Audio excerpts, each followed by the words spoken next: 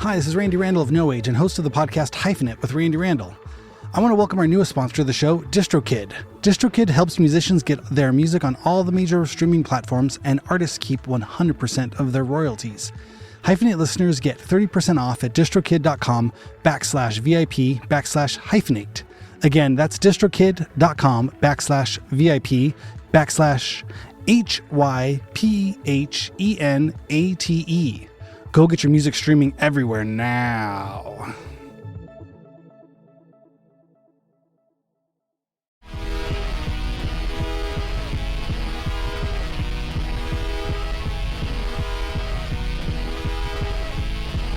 Are we recording, Mark? Welcome to Hyphenate Halftime, Monday, November 11th.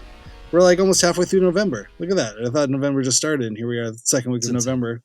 It's about to be done. Do you have any turkey plans? I know you're not a pumpkin spooky town fan, but are you a turkey fan? We're going to yes, big cornucopia guy. Big cornucopia guy. Yeah, real I've always big, just, some people like the turkey part. Some people really like the, pilgrims, although that's, there's problematic stories pilgrims. And, who knows what's real? I don't know. But really for me, it's all about the cornucopia. That's it. Yeah. Because I do feel like the cornucopia was really big. Yeah, it was like really big when we were kids to like, as a kid, like you draw a cornucopia or you make one out of paper or you do something, and it was about the harvest and the plenty and everything. And I feel like that's now just turned into hand turkeys, like where they do the hand print and then you draw the turkey on it or whatever. I don't feel like I see a lot of cornucopia love out there anymore. As an art teacher, as an officially sanctioned teacher of the arts, it's your responsibility to bring the cornucopia back. I might have to. Is the cornucopia the same as a horn of plenty? I think so.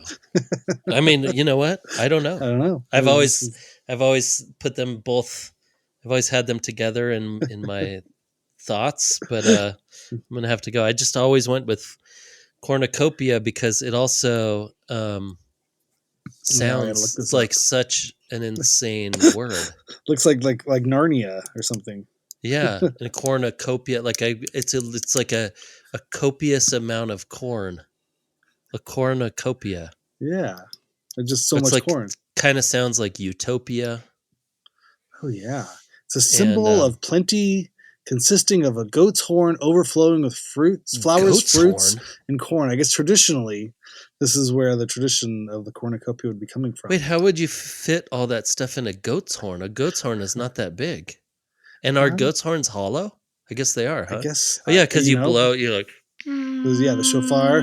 So the ornamental container shaped like a goat's horn. So they can also be made out of rope or whatever. I feel like dried grasses. Meat. Yeah.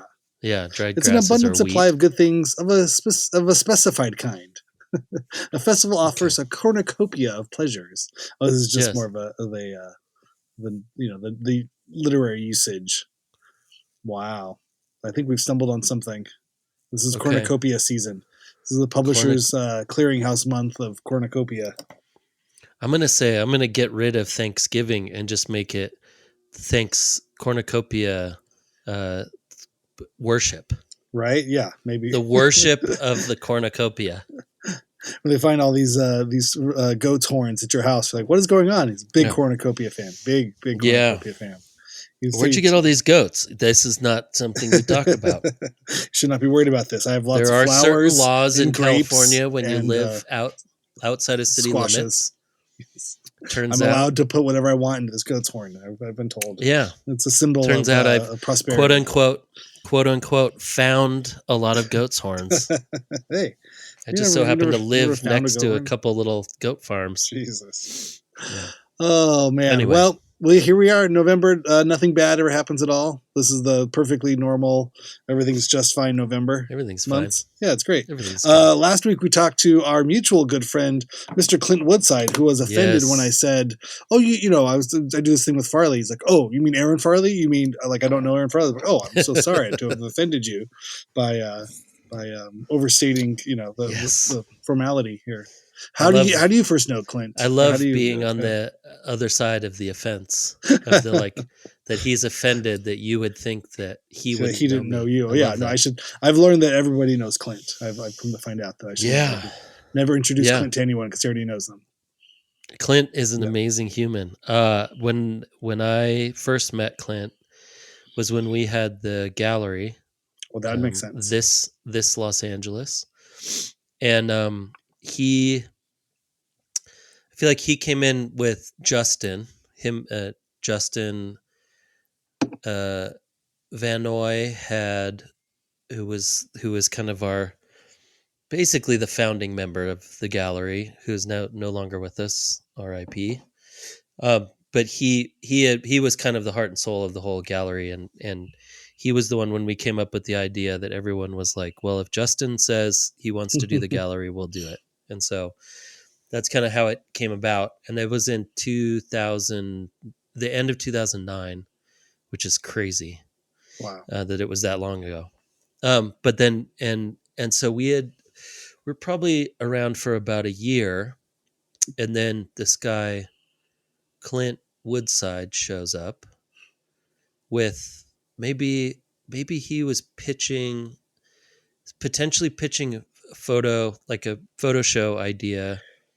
But also, I don't remember exactly, but I do remember meeting him for the first time, like him walking into the gallery. Mm-hmm. And he is, like, you can hear from the interview, he's like a talker, and he's like walks in. And so we would always, I mean, just a couple things. You would think that we would have gotten more people that wanted to do shows or pitch ideas.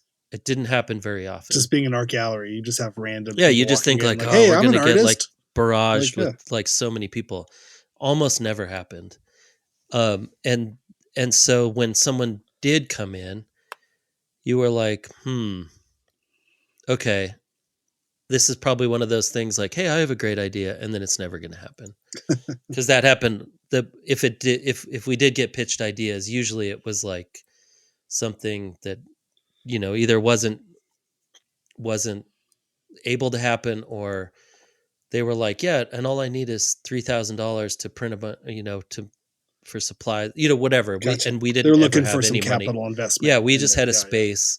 It was basically a community space. And we had a sponsorship that paid for our rent, so we had really low overhead. But we also had tote bags, free tote bags for every show, and 10.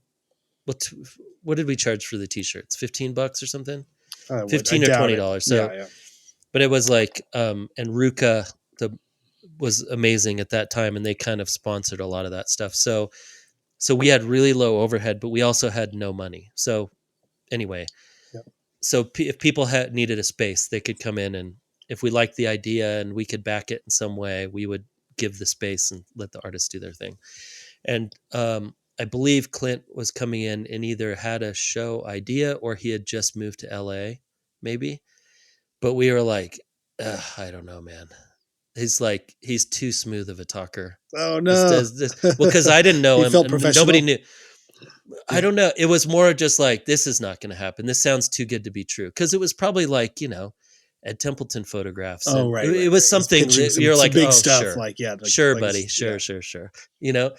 And then I remember talking to Justin about it, and he's like, it sounds like he's pretty legit, from Philly and Space 1620 and all that. And we were like, I don't know. Yeah. And it ends up that it's super legit. Yeah. maybe the most legit dude ever. And like always comes through with everything he sets out to do. And I want, but I am trying to think, I think he was pitching us a show, and it was near the end of the gallery. And I can't remember, but I don't think his show actually ended up happening with us. And then he ended up doing a show when the gallery, after we were done, after Justin passed away, and we closed down the gallery. And then our friend Fred, and his brother and a couple other people started a gallery called Slow Culture in the same spot. And I feel like potentially whatever Clint was pitching to us at that time, he ended up doing with Fred and ended up doing like a big, massive photo show. But I could also be wrong. We may have also done it. We did 30 shows in 3 years. So, wow. But that's the first time I met Clint. And then I ended up shooting. He was either assisting or like helping to produce a show for Jim Hauser, the painter. Uh-huh. And he was working with Jim a bunch. And I went and shot some photos and video. That actually might have been the first time I actually really hung out with Clint, is that Justin and I went to Jim Hauser was setting up a show, and he was finishing some painting. He was installing, but he was also painting. And Clint was helping him in some capacity, I think, kind of overseeing the installation and the production of that, and had me come shoot some stuff, and that's where we all met for the first time, I think.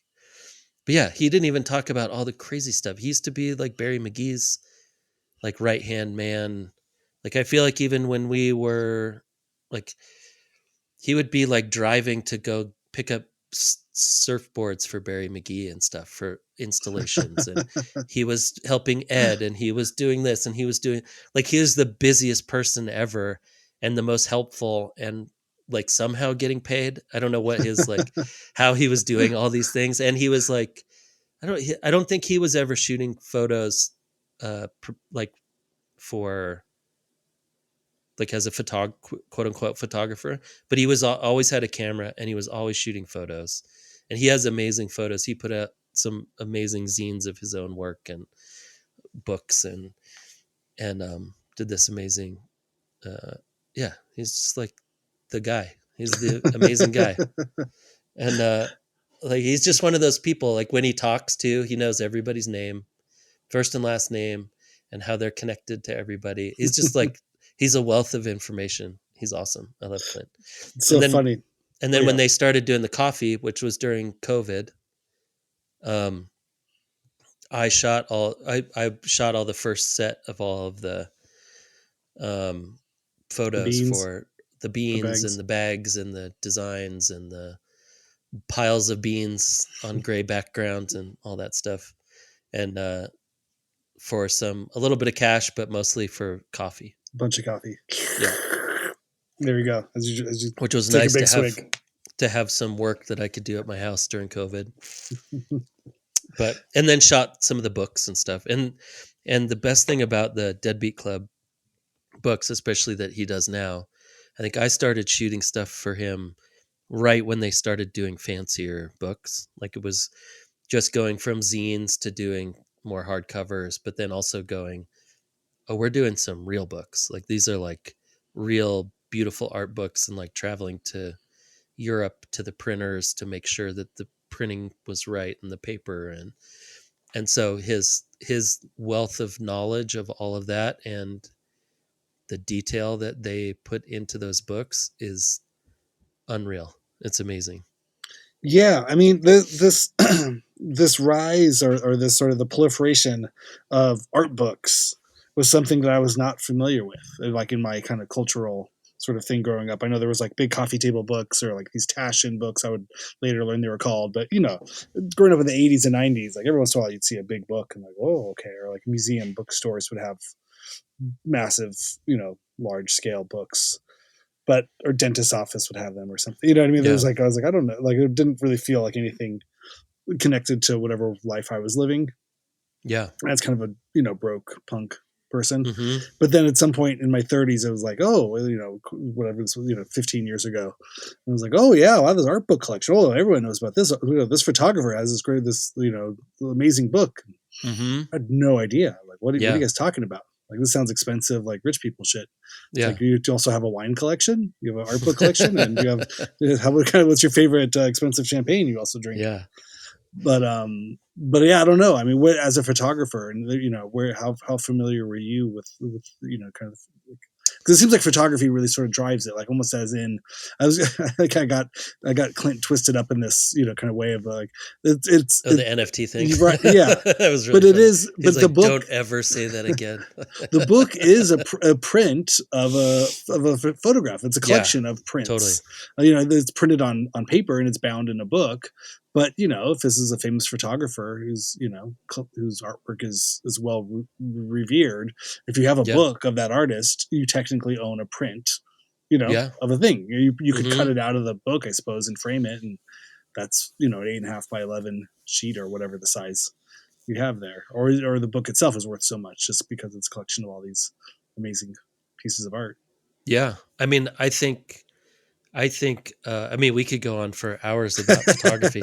Let's do it. I think photography is the weirdest. I think this is the place to do it, at least to start this conversation. I mean, this month is all DIY or independent publishers, as best as I could get. That's what I was shooting for. I thought that's kind of my own sort of subtle statement of taking action in this sort of like first month of a new political sort of national idea. I already got attacked on Instagram. It's great. You did? Yeah. Just for saying like we'll get to it after. Political thing or something? Not even. Imagine getting attacked on Instagram. That's crazy. For anything. Imagine people giving a shit. Yeah. Yeah. I remember saying something once and then someone like just ripping me apart, and I was like, wait, what did I even say? It was like on a story or something, and I didn't even remember what the story was. And but back to the photo books. I think that. Let me finish the Instagram story. Oh, Sorry, I was like playing off it. But no, I posted a video of Clint talking about the "There's no money in books" tote. Oh, right. He tells the story, and I have the video clip of it. And I make these funny reels where they're very inarticulately just smatter photos on top of other things, the way Instagram allows you to do. And somebody wrote it, and it probably was when I tagged Clint and Ed, because Clint attributes the phrase to Ed Templeton. Yeah. And Deadbeat, I included all the collaborators, and it must have popped on Ed's thing because it sounded like this guy was really like going after Ed. It was basically just saying that that the woke agenda has lost, that Trump won the popular vote. My God. So get with the step in line or something, like, when are you guys going to stop being in a cult? But it said, or something, and it was just like, we're just talking about. We're talking about totes or something, but at the same time, I'm riled up enough. I'm trying to put the kids to bed, and I see this thing. I was like, "The hell is this?" So once I get the kids all tucked away in their bed, and I'm just like furiously writing on my thing, like, no, I'm gonna write this. No, I should say this. I should say that. And I was like, oh Lord, I have to make some kind of statement about this thing. I was like, it came to me, and I'm like, well, I'm not gonna back away from this thing. Fuck this guy. I could just delete it, But I was like, no way. This is great. We're however many days. Let's go to a little, post-election cycle, and this guy's going to tell me to shut the fuck up and stop being so woke. And you're like, fucking kidding me? How is this woke? They're literally saying you can't make money with books. I think that's the only thing, and it's a joke. Maybe he thought you said that's the woke agenda, but really you were just you said it was a joke. It was a joke agenda or the broke agenda. I don't know. Whatever it was enough. It was enough to get me going. Like, all right, you want to do this, pal? Let's do this. Oh, so I think Ed jumped in, and there's a few. Oh, Ed even jumped in. Oh, yeah. Because I think the guy's trying to call out Ed. I think Ed has been more of a lightning rod for all. He's a popular athlete. He's down in Orange cultural County, figure, and the center of. He's not quote shy. Unquote. Unsensitive, the center of unsensitivity down there in Orange County, where everybody is so sensitive about everything. You're like, whoa, all right, guys. But it was that being unsensitive meant you had to be sensitive about everything. It was fun. Yeah, but I think my basic sentiment was like, thanks for reminding me of what there is to fight about out there. Sometimes you get overwhelmed and be like, oh, what am I even going to do? Is there even a fight to have? I don't know. Does it even matter? And you get dickheads popping up on comment section like, oh right, that's how you do it. Okay, yeah, let's get in a fight. Let's get in a fight on Instagram. Cool. This is fun. This is easy. This is an easy way to feel good about my life choices and my own moral, understanding of the world or whatever. Fortitude. Yeah. Is this where we use fortitude? Yes. It's the cornucopia of morality. The cornucopia of political ideas has we have two different cornucopias on either side of the table, full of completely different things. Overflowing. Okay, but the art book or the photo book. Well, I mean, as a photographer, you would be aware of these things. I'm gonna go out on a limb, and for me, I would rather have a photo book than a print of an artist's work. Is this a hot I'm also topic? not Is this something? I mean, that might be people a little. Disagree with you? We'll see if people say I'm part of the woke agenda. Photo agenda. No, but supporting big publishing. But yeah, instead of big printing. But it made me. I mean, we tried to sell a lot of photography through the gallery because we were like 3 of us were photographers, 4 of us were photographers, and it's a very hard thing to sell because I think mentally people look at photos and it's not a painting. Like a painting is a thing and you can see a brushstroke and you go, that's one thing. And I can see why that would be really... It's non-fungible, you could say. Yes, totally. And the fungibility is known. Yeah. And with photography, you have to just trust that the photographer is not going to make another one. Or it's going to make only 5 of them or whatever. They're numbered, or there's some kind of series or other. And also, it's like you look at photos every single day that are printed. So then, when people look at a print, unless you know what you're looking at, and you go, "Oh my God, that's the exposure and the this and that." As a photographer, you can probably look at things in different ways. You can probably see what kind of paper it's on, like all those kind of things that are important to photographers are not important to normal people, and so they look at it and they're like, cool, a big print. It's kind of like a billboard, or whatever. Like, no, this is not like a billboard. It's a poster. I have a poster of something on my wall. I bought it for $10. It's great. I rolled it out. I put push pins in it and I look at that thing all the time. They're not wrong. Like probably half the photos are printed on paper that's not much better than poster paper, right? Like most photos, you're getting them from... You're getting like a satin finish, medium grade image printed from a photo printer, like an inkjet. And it's not that much different than a poster. I mean, it really isn't, like, technically. But so you have to build a lot of other things in there to make that print worth the same amount that you would make a painting or screen printing has the same problem. Even if you do a 1-of-1 screen print, when people see screen print, they're like, oh, that's like the cheap kind of art, no matter what. Right. Yeah, I mean, unless you're a massive artist and you already have a name and people collect your work, then you're in a completely different stratosphere.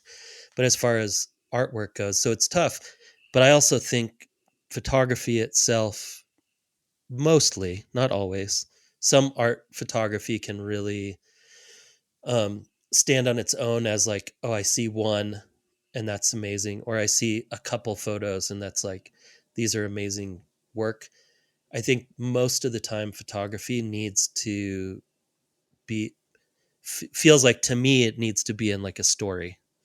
You need to see 10, 20, 30 prints coming from the same point of view. Like to me, photography seems mostly like you're really getting into the point of view of the photographer. And that's what you're trying to see. And that kind of relies on the story of past work and present work. And most of the time, I think like one photograph doesn't really exist without the 10 before it and the 10 after it. For whatever reason. Maybe it's because it's a medium that's captured, and instead of created, or even if it is created, you're still capturing it with the device. I don't know what. I mean, there's plenty of people. There's Susan Sontag wrote an amazingly famous book, I think just called On Photography. That's just, and it was in the 60s, 70s. That is just like breaks all of this stuff apart. And there's tons of writers who've written about this, but photography is weird. But I do think that photo books, I liked when you guys talked about photo books kind of democratizing art collecting, which I think it's personally for me, photo books are the best way to see photography. I like photo shows are amazing, and it's amazing for the photographers. It's amazing to see a print up close. And a lot of photographers are doing a lot of really weird experimental things with photography now, and adding concrete and adding like doing weird things, like putting the photography into a process of art making that has a lot more to do with like a single piece. And that's amazing as well. But I think more traditional photography that you're either shooting on film or digital, that to me, usually in book form, it's like the best way to see it personally. Because it's like you said, it tells a story. It's a series. It's a narrative. Yeah. More than just one frame. I don't know something, why. Something about the There's something about being able to flip through and or see a collection. Helps like Wolfgang Tillmans. Do you know the artist Wolfgang Tillmans? Sure, yeah, Naked Ladies. Well, just like a lot of work, like just but this point of view that it's like if you just saw 5 of his pieces, it's not like Ansel Adams, right? Like you have Ansel Adams, where if you saw 5 Ansel Adams images, you'd be like, got it. This is a beautiful image of Yosemite, and like, got it. This is just like beautiful, beautiful, beautiful landscape work.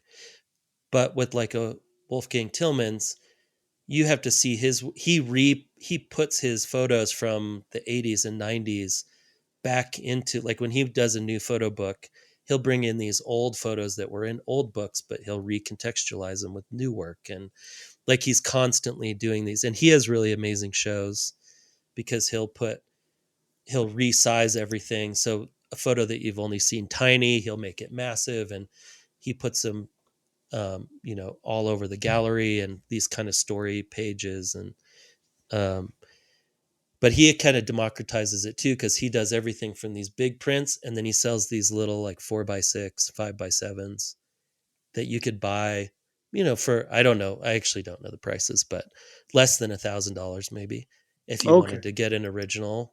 I think I'm kind of making that up, but I know people that have bought the tiny ones that didn't have a lot of money, so they must be somewhat affordable. But his books, you can get an amazingly beautiful photo book for like $30. And it's, I'm looking at this like his Taschen book right now. It's like the lady putting her hands behind her back and the guy in the army shirt. And it's like punk culture, it's dance culture, it's underground, but then also like scientific, like super scientific stuff. I mean, he seems to just shoot everything all the time, everywhere. And then he also does these installations that are about photography and history, and then he did these darkroom techniques where he would, I don't actually know even how he does it, but they kind of almost look like they're like really he was a lot of my inspiration when I was doing the color photography, but I was shooting without a lens on the camera for digital stuff. But he was doing these darkroom techniques where he was only using the enlarger and then colors and then different chemicals. And so he's just kind of all over the place, but he recontextualizes his stuff all the time. But I don't think it really works. Like you can't look at 1 or 2, or even, you couldn't even look at 20 of his images and get it, because he's constantly using them as a story. And like just recontextualizing. But also like photography is weird because it's supposed to be real, right? But it's not, because you just think it's real because it's a photo. Right. But it's cropped. It's like cropped reality.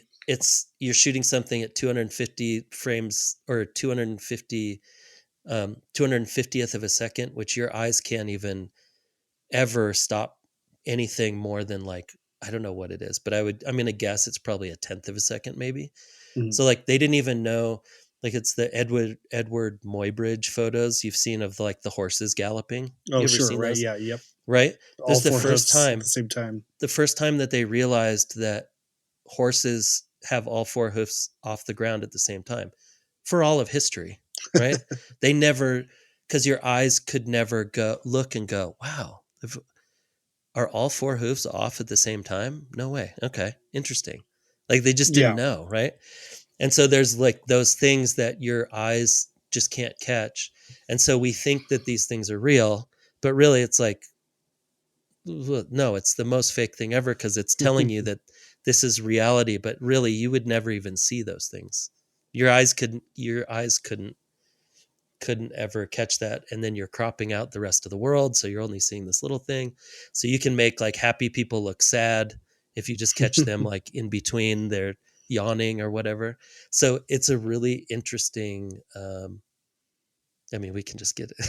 Yeah. There's like rules for photojournalism, right? There's like really strict rules for photojournalism of like, you can't like, if you're printing something in the dark room, it has to be exactly what was on the negative.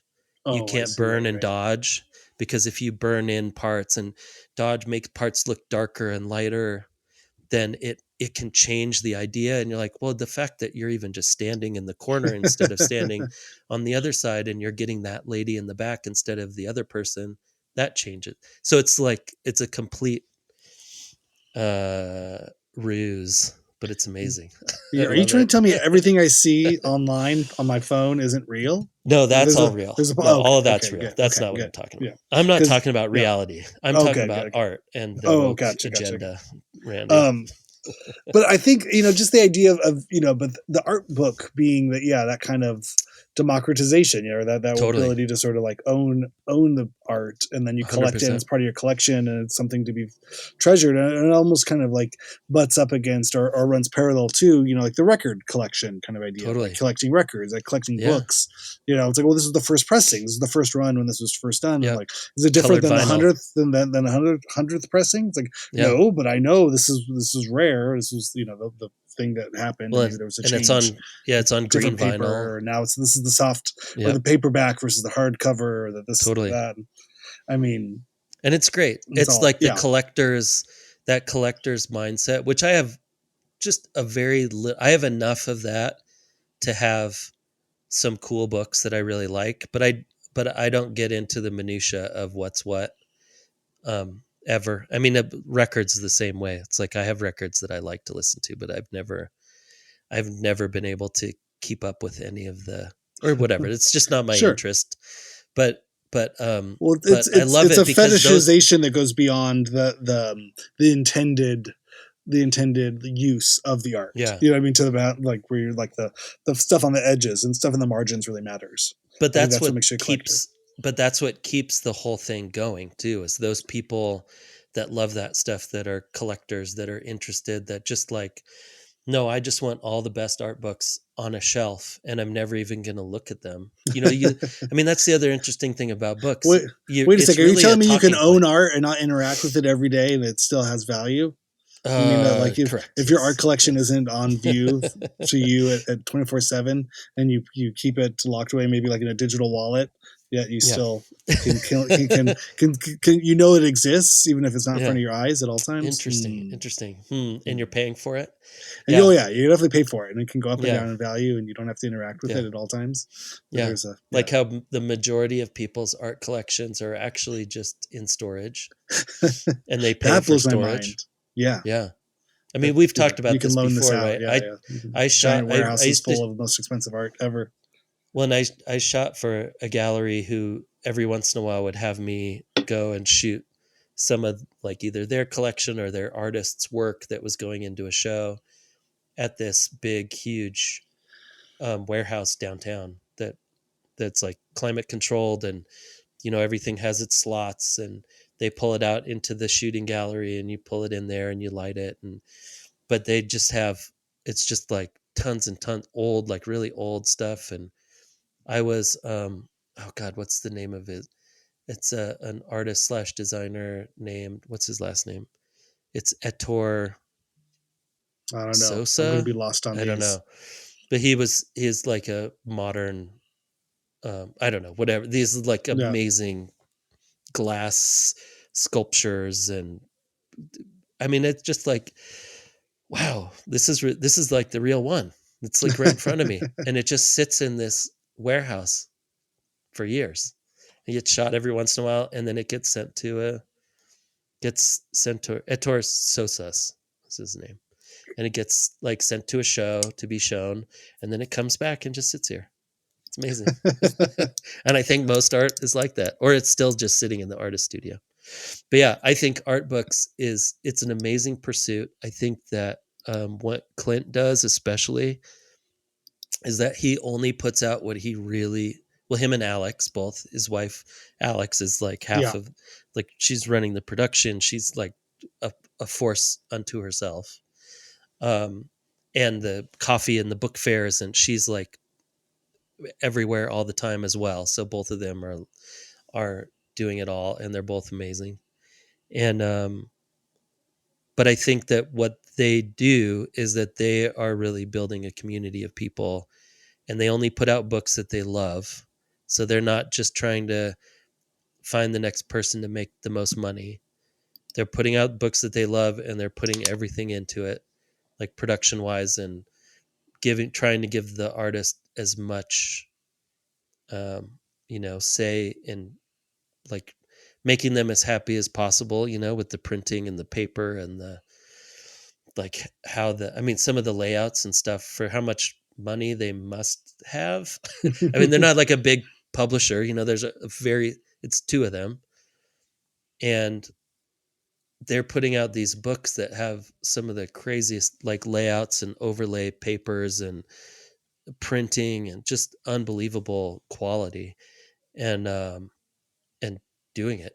I mean, like somehow mixing that with like punk zines and that kind of ethos, but then an aesthetic of like the highest end book publisher. And they're able to somehow balance that and then still also make coffee and just be like cool people. And I don't know how they do it. Well, I think it was really interesting kind of getting into just the biography too. I didn't know Clint's time spent in New York. It's funny, for one of those friends that I've known for so long, I always say this podcast is really just my opportunity to ask all the questions that my wife asks me about these people. Like, well, where did they go to school? Where were they born? Like, oh man, I didn't know. Like, how'd you guys meet? Like, what, does he have a girlfriend? Are they married? I'm like, I don't know. I see these people all the time at art galleries or at shows, or I bump into them places and we say, hey, what's going on? Did you see this, that, the other thing? Okay, we'll see you next time. It's some of my best friends. I have no idea. I know nothing about them. So this podcast is great for me to go, okay, so where'd you grow up? Let me hear the story. Yeah. But his time spent in New York, it's a life of aesthetic and visual sort of choices and designs and plans. And so, this chapter in his life is well researched and well vetted. He doesn't just arrive in publishing, as with someone with no opinions. Like this is, he's bringing a, decades and decades long career of design and aesthetics and choices and thoughts and those relationships with the artist as well. And the kind of the cultural sort of backing of everything he's done.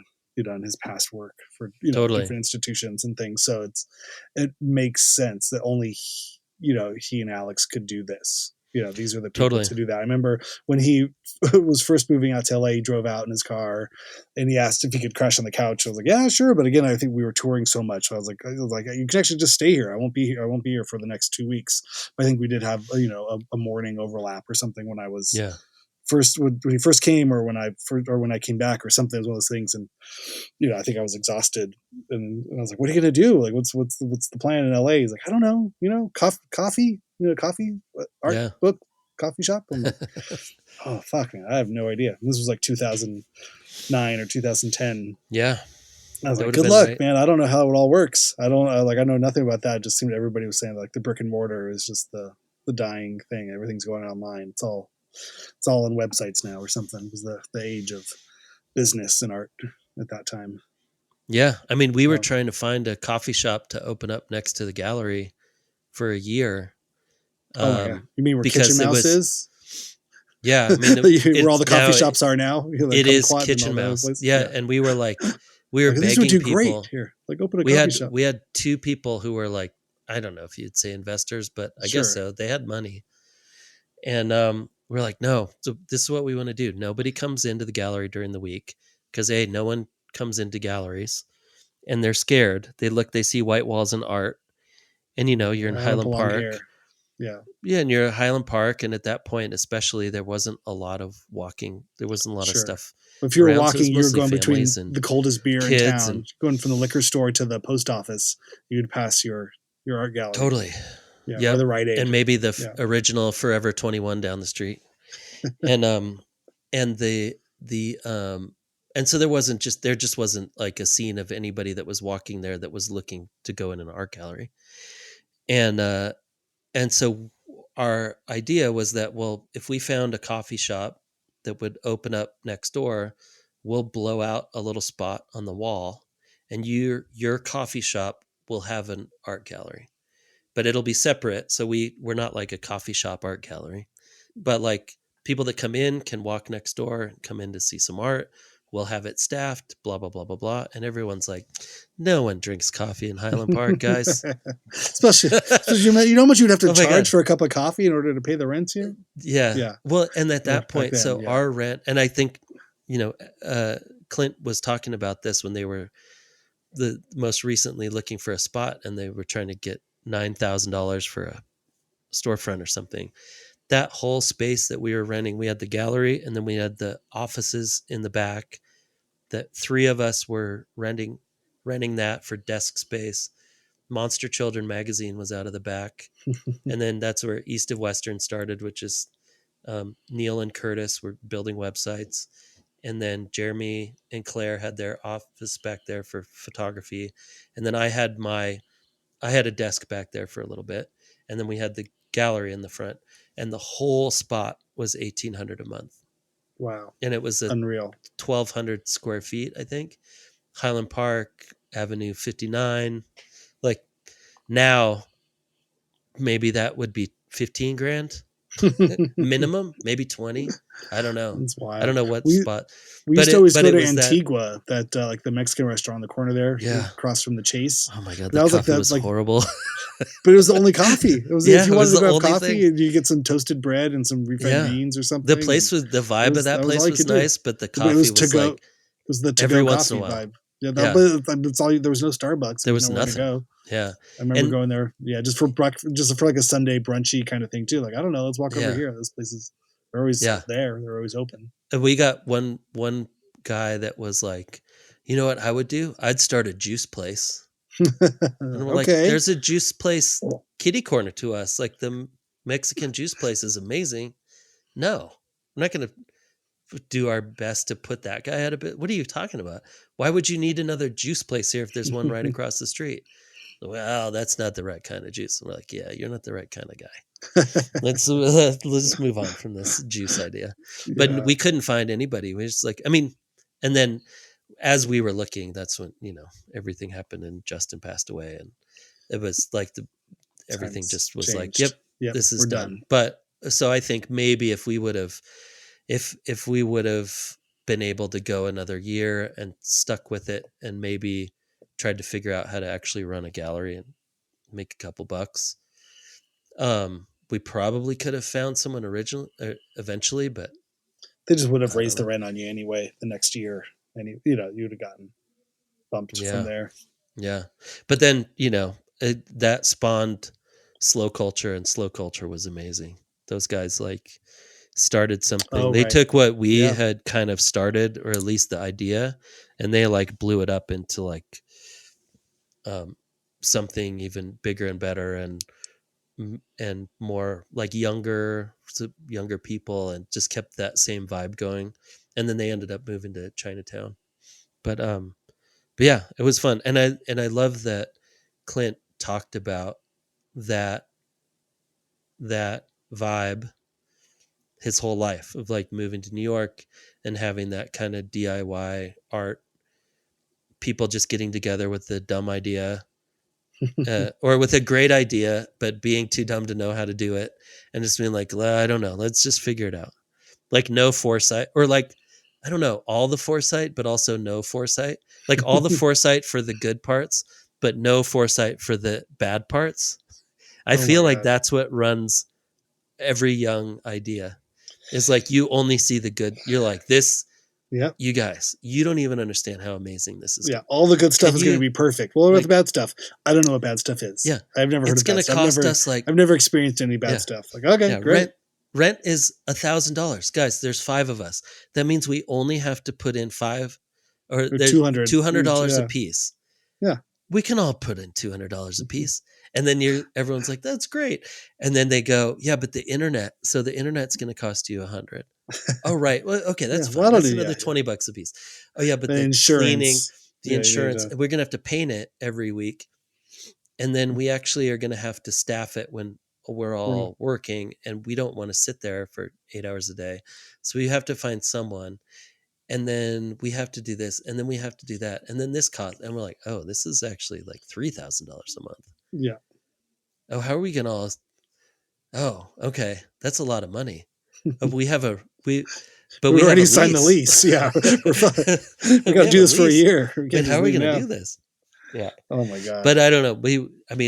That's the best. That's the best part about being young, though. Is just just you have a vision, totally, and that's the hardest part to have. It's funny, yeah. Totally. My 10-year-old now, I think he's been excited about the whatever food I've been cooking. Like I'm just trying. Sometimes I'll just go and just mess around in the kitchen, and he's like, "Hey, Dad, what's your vision? What do you see here? Do you have vision for this one?" And I was like, "I do. Here's what I'm thinking. We're going a vegan creamy risotto here. I think I can pull it off. Here's what I got. Here's my salts. Here's my fats. Here's the spice. Here's the protein. I think we can pull it together. What do you think?" He's like, "Okay, all right, let's go." But just that idea, somebody's got to. It's like if you don't have a vision, don't even start it. Like you need the vision first, even if you don't have the ingredients. Yeah, the vision and the excitement and also like getting it done. And I think that this is like Clint. You're very much like this too. Like when you get an idea, you're so driven that you don't ever, or you all like it seems you seem to always finish, at least take it through to whatever fruition you can get it to where it's like, okay, this isn't going to work anymore. But there's not a like, hey, I'm going to come up with ideas. Where I can be a little bit like, guys, I got this great thing, and then go, oh, that's too hard. You know what? I'm done. I've stopped coming up with the like overarching. I'm like, if I come up with an idea, I have to give it at least a month. And if I'm still into it after a month, then I'm like, okay, maybe I'll tell someone now. But before, I would get the idea and text someone right away. Don't make stickers. Oh my God, I just got this. Printing t-shirts. I got this idea, guys. Oh, that was a bad I know. Well, that was even just like doing stuff around the house, like being a homeowner. I was like, I can't afford to have ideas anymore. All these ideas cost way more money. So it's like it's good to have a vision, but also you have to, have some kind of budget to pull stuff off. Don't start on anything until you have all the stuff, until you've bought everything. I mean, not even that. I just until you have a couple paychecks banked, and then you can go, okay, now what do we want to do with this thing? Now let's call somebody. That's the kind of stuff. Like, doing it. I did have. I will say, switching gears a little bit. I had one of the most dad-ist moments in my entire life today. I was really one of those moments. I'm like, okay, I feel I have like blossomed, or like in the Pokemon form of a higher level of dad now. You've taken that extra step. I'll walk you through how it happened. So we had a large branch fall. We had a lot of wind this last week. We have a bunch of eucalyptus trees. We had a big branch fall. And this has happened in the past. And it was okay. The house wasn't messed up. The roof wasn't messed up. But it's just a big branch sitting there. So I'm like, okay, I have a Sawzall. This kind of automatic, orbital reciprocal saw. And so I go out there, plug it in, get it ready. Okay, I'm going to start to chop it into smaller pieces. I throw it in the green bin or use it for firewood or something. It's fine. I can do this. And sure enough, the blade, as I'm putting it in, you have to open the little clutch and put the blade in there. And I was like, was this one broke? Was there something? Was there a reason? I haven't used this thing in 8 months. I don't know. Like, was there something? I feel like there was something here. I was supposed to remember. Whatever. Throw it in there. Start doing, and the blade breaks off in the clutch or in the in the holder part. So the blade just is like gone. And I'm I'll just put another one in, and it won't fit. The next one won't fit. I can't get the blade in there because the little part is broke off into it. Mm-hmm. And this is like I just bought this like last year because I was chopping up some other giant piece of wood or chopping something up and just burned out the engine. Yeah. The last one to where you get to smell it. And I'm like, okay, so I knew I wasn't going to be able to fix the burned one, but this one I was like, okay, I'm not getting this is fixed. This has to be fixable. So the first thing I do is go get a butter knife. Like all good dad projects, like butter knife. That's the first thing that started there. Sorry, did nothing. First thing you did is you unplugged it, right, Randy? No, first thing I did is I got the butter knife. Yeah. No. First thing you get the butter knife. It's still plugged in, but there's no blade. The blade's gone, so there's nothing. I mean, what's it going to do? And then I unplugged it at some point. Yeah. but then I go. The next step go to YouTube. I've learned with all the dumb stuff, like when we remodeled this garage to make it into a studio, like YouTube has finally like reached its like, promise, like any weird home repair, any random, most minor specific DIY, thing you want to know how to do. There's a video. There's a very bored looking middle-aged man with glasses and a belly and hair loss who will tell you exactly how to do this thing. Anything you want to know, it's out there. So I figured out, I got through about the first 4 were not helpful, but I was tracking down the right one. I found the guy, dry as could be, like the most flat thing. And there's a big, like title card at the front end, the model, the make number of the Milwaukee, orbital reciprocal Sawzall. And he explained how to take that whole assembly apart. I mean, it was no joke. Took me an hour. This was not easy. But once I did it and I like shook the thing loose, and then I had to put it back together. That took another hour. Oh my God. And the kids are running out like, no, there's parts here. Don't lose the part. There's a pin. There's a cotter pin. There's a guide wire. There's a spring. There's a thing. The manifold in your next. I don't know what there was. All the words. And I was like, okay, I'm gonna lose this. They're all tiny parts. But I'm out there with my reading glasses on and a flashlight, just taking apart this whole thing, and it took longer than I'm ashamed to say. It took way longer than it should have. The guy in the video does it all in like 3 minutes. It took me about 2.5 hours. But I put that thing back together, finally figured it out how it worked. Because they tell you things like, oh, slide it here. Like, well, but as he's sliding, he's rotating and he's putting pressure on this thing, and his hand and his hairy hand with like one finger missing is like, you don't see, he's like, he's twisting. You can't see the part of what he's doing.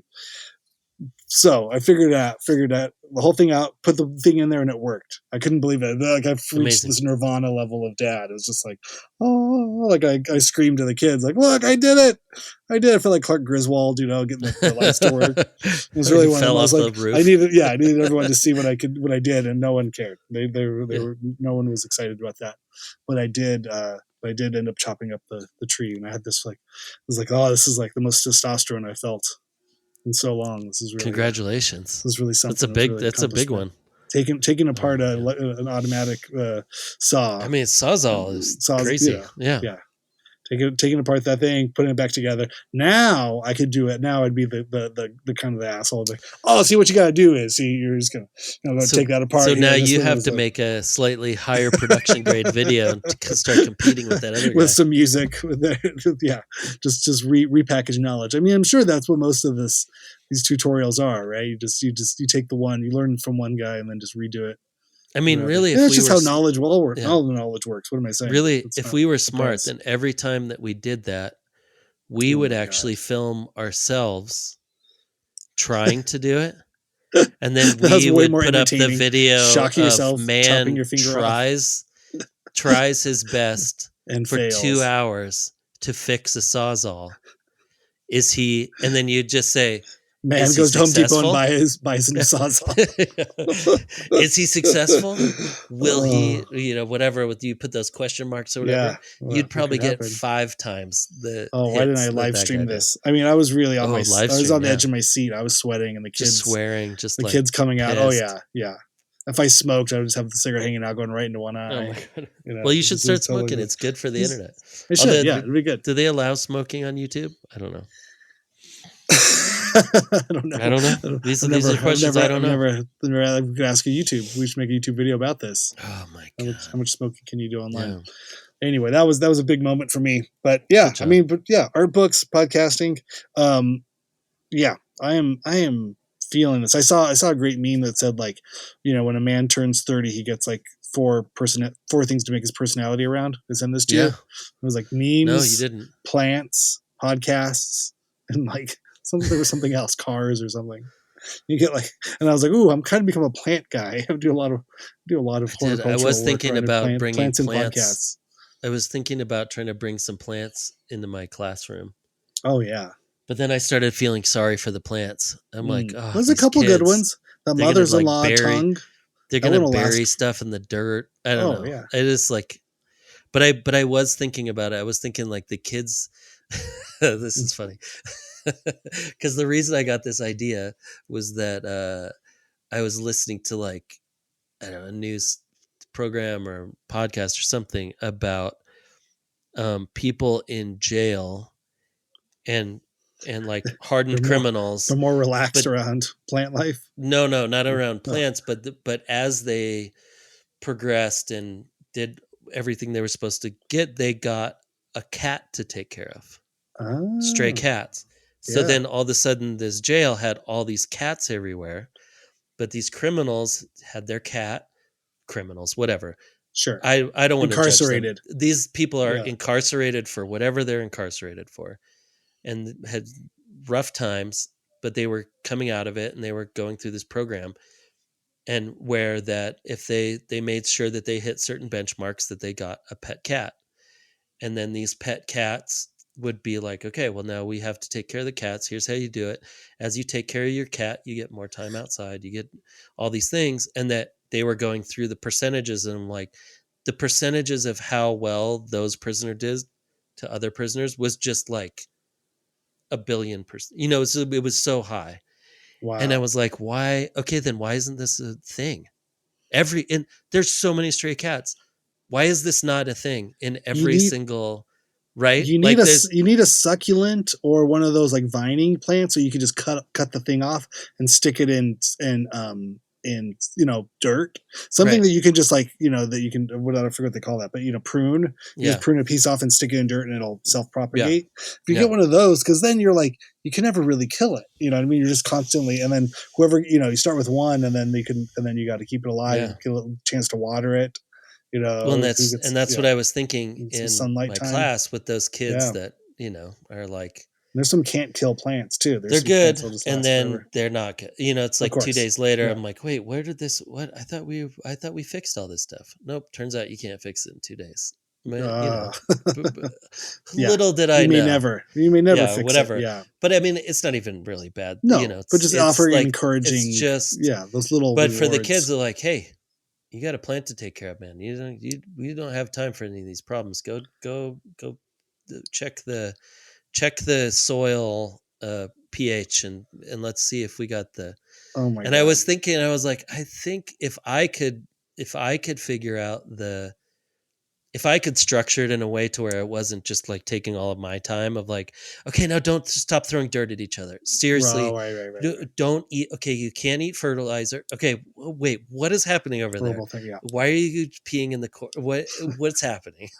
Like I just think of like the 40 things that could be like, oh my God, I'm gonna be vacuuming up dirt all day. Yeah, if I might not be wrong.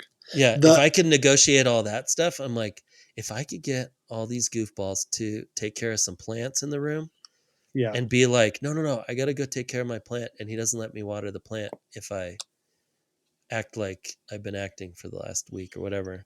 Yeah, positive reinforcement. I remember in elementary school, we had a substitute teacher who could write in calligraphy. And if we were good, if the whole class was good, he would write everyone's name in calligraphy just on like the back of a flash or a card, note card, note card, yeah. And it was you huge. To like take it home, and you take it home, and it was huge. And he would pick one color for the day because he'd come back. He's like, okay, next time I come back, maybe we'll do a different color. And when you got through all the colors, and he could do a rainbow one, but you had to be good. And there was times when we weren't good, like one kid would mess it up for everybody. And so the whole class didn't get their names written out or something, and he would have this thing, this whole calligraphy hustle. But, he was a good guy and it had something. He had a game, you know what I mean? That was part of the whole thing. And like, I even think about our kids, now, like they're in just the teachers, the long-term teachers, the teachers with over 30 years of experience. Yeah, that's the stuff they got on lock, where they've done it all. totally. They've tried it all, and they'll tell you which ones. Plans don't work. You got to go stickers. You got to go. Just have the chart, the thing, whatever it is, and there's like, and here's the. I'm sure they've made all those mistakes. That's the best part of like just seeing a teacher with a lot of years. Oh my God. Is they have a confidence that's burned in from years of failed experiments, where they know this 100%. Is what works. Like I see with with these kids now, and it's like, how are you motivated to read? Why are you now the kid who never picked up a book? You're coming home and you're reading on your own for 30 minutes. Like they said something, they did something, they provided a carrot at the end of that stick that was powerful enough to get a 10-year-old to pick out a book on his own and read, set his own timer. I don't know how they do it, but they do it. And that's just like, whoo. Yeah. It's pretty you're amazing. At the beginning of your journey with that. Like, what you're, we had the coolest, like stoned, at least we always said that he was stoned, art teacher in high school. That he was just like so chill, so kick back. And it was like people just got away with murder in the back of the classroom, kind of thing. But it was like, he didn't care. He just seemed to be like, whatever.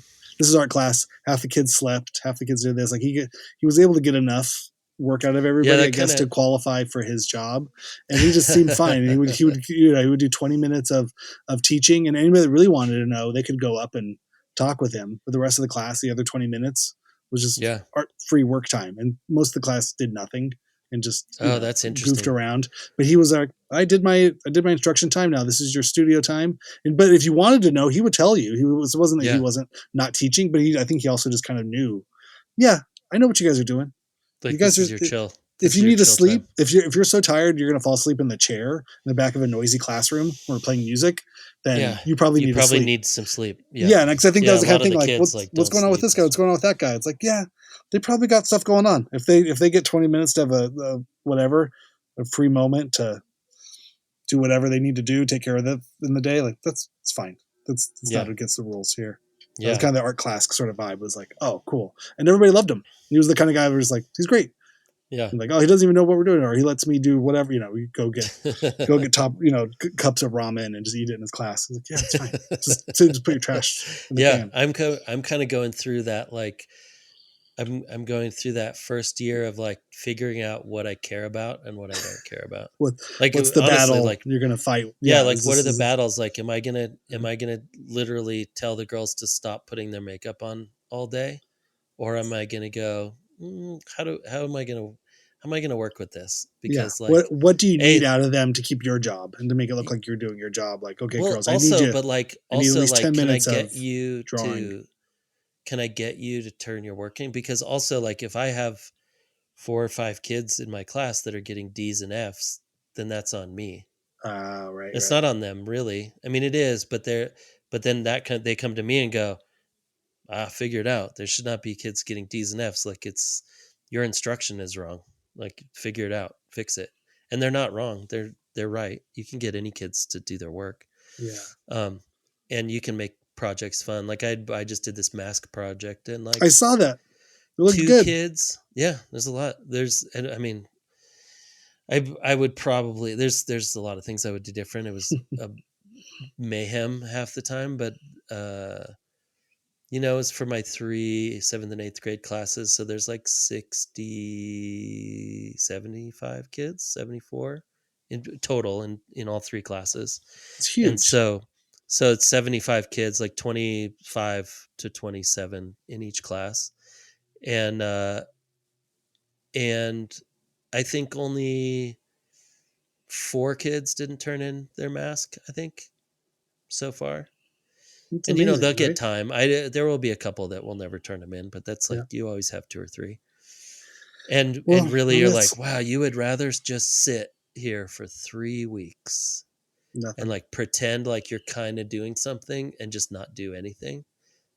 That to me, the funniest thing to me is trying to get through in my head that the kids don't think the way I do. That was my biggest challenge at the beginning. I was noticing that was my frustration. I'm like, but how can you just sit in a chair And like every time I come by, you're pretending to be doing something. You're like, yeah, no, I got it. I'm good. I'm on step 4. No, yeah, it's right here. No. Lie in your face. Nothing. Yeah, and then every time I turn around, they're either talking to their friends, but some kids just kind of sit there, which is just really with their stuff. They got all their stuff, and they just don't do anything. And I'm like, it's just so foreign to my personality. I'd be like, well, I'm stuck in math class. I guess I'm learning calculus today. I mean, it doesn't matter. Like, Nope. I would rather do that than just sit here and not do anything. I don't know. But there's a lot of kids that just for whatever reason, and there's a plethora of reasons. Once you like start, like you look in like, God, what is going on? And then you look at their file and you go, wow, okay. I'm glad they're at school. Yeah. Because at least they're safe here. I am surprised they're at school because some of the histories and the stuff they've been through and the amount of schools that kids jump, like bouncing schools because of family, and it's real, emailing to parents and never getting a response, and all those things. So you really do go like, okay, well, this is actually my battle. It's not theirs. They're just middle school kids. They're going to go on to do something else. Like, I can't name any of my middle school teachers. I can remember their faces. I can't remember their names. So I'm like, it is what it is. My job is to go, you can either have fun with this and go and take it as a challenge and go, I'm going to get that kid to get a C.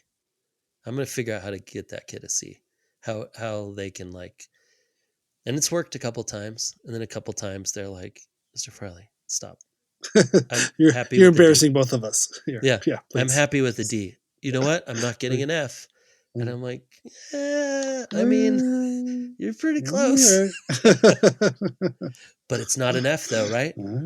It's like a 62%. And I'm like, technically. Sure. You write your name on his paper. Okay, we're good. All I need is a D.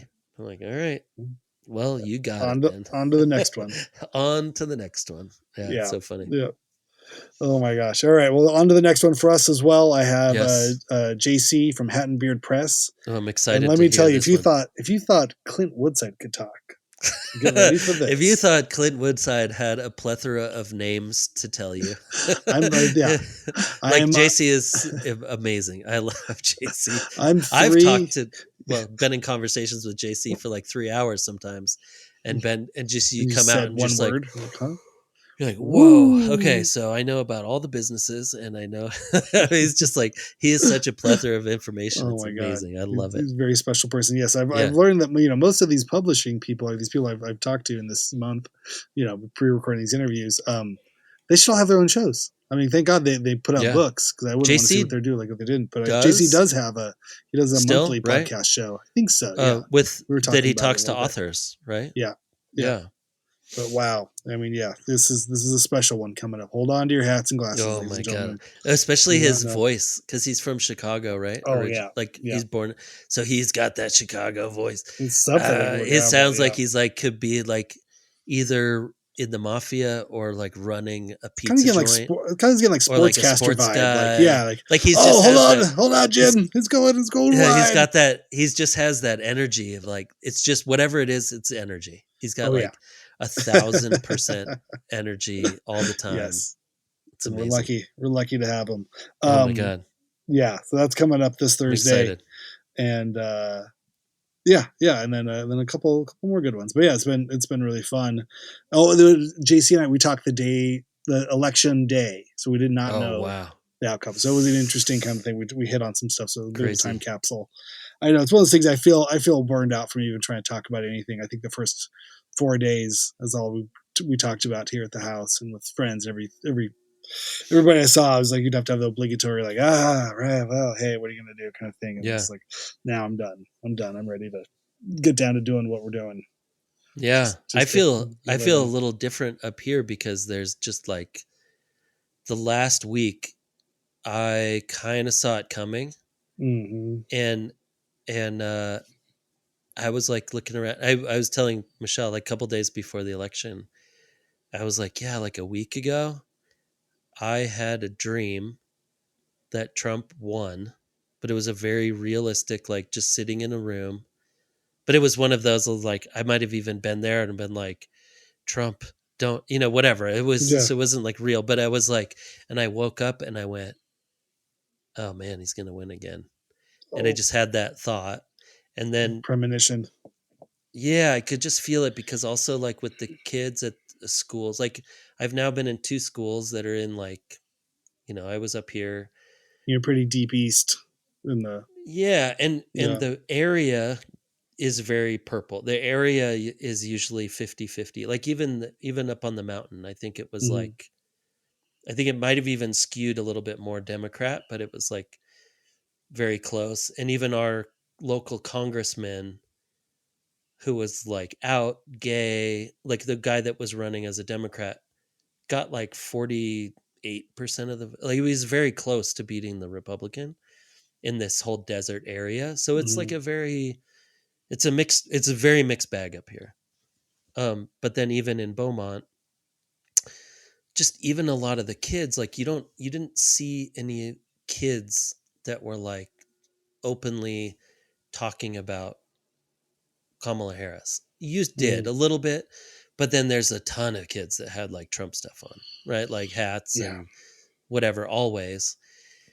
And I was just like, oh yeah, it's the thing that people can latch on to that are not political people necessarily, but it's the cartoonness of it. It's the wrestling.